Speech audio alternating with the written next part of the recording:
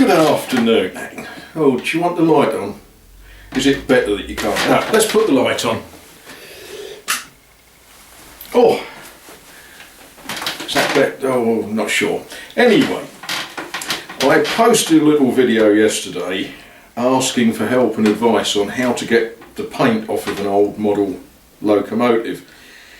Quite a few of you have given me a few ideas. You've said use caustic soda brake fluid, oven cleaner, put it in the Large Hadron Collider and bombard it with subatomic particles, all manner of things. Not one of you suggested elbow grease. However, we have made some progress. Not as much as I would have hoped, but some. But I looked at the various things that you all suggest, and I'm very grateful for the suggestions, but frankly they scare me rigid. These locomotives are made out of a metal known in Germany and America as Zamac, and in Great Britain as Mazak. It's an interesting alloy. Predominantly it's zinc, which to boat owners has a special meaning. You stick zinc on the bottom of your boat because you use it as a sacrificial anode, and someone far cleverer than I am can tell you all about the anodic or the cathodic scale and what that means.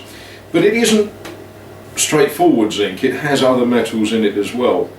Typically 4% aluminium, or aluminum for those of you that side of the pond. Aluminium, please.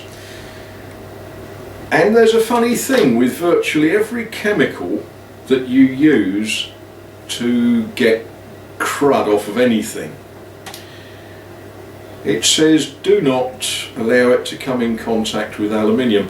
And I did some further reading. I got the health and safety sheets, the hazard sheets for the stuff that I am using, and I've got some commercially available paint stripper. And fundamentally it's more dangerous than anything that Saddam Hussein had in his weapons of mass destruction stores that Hans Blix went looking for and never found. And then you look at caustic soda, which we let housewives use. That's pretty nasty stuff too. I've decided that I'm going to carry on with the paint stripper that I've got because I've got it. You're not allowed to pour it down drains, you mustn't let it get into watercourses, you mustn't eat it, you mustn't smoke a cigarette while you're using it. If you do, the resultant gas is phosgene.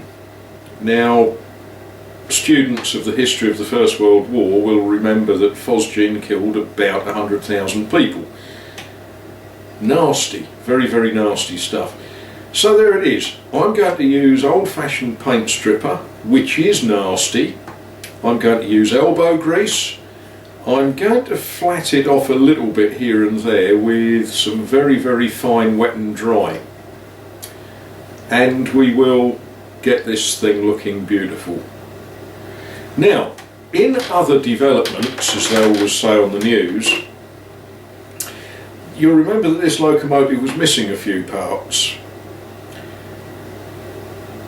Well, I looked on eBay and the missing parts are available for a price. But eBay does this funny thing. eBay is the devil that should stay behind you, because there you are looking for this little bit that will make this big bit complete, and what you find is not this little bit but lots of these. In about 3 hours time I will know exactly how many locomotives like this I'm the proud owner of. I guess if I'm lucky people outbid me. These are not that rare. In good working order, they are. In repairable order, there's a lot of them.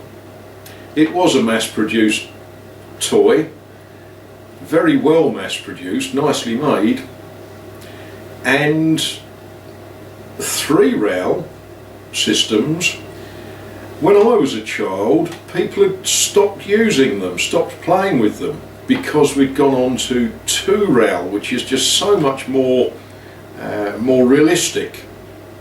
So a lot of them survived without having horrible children like me battering them about too much.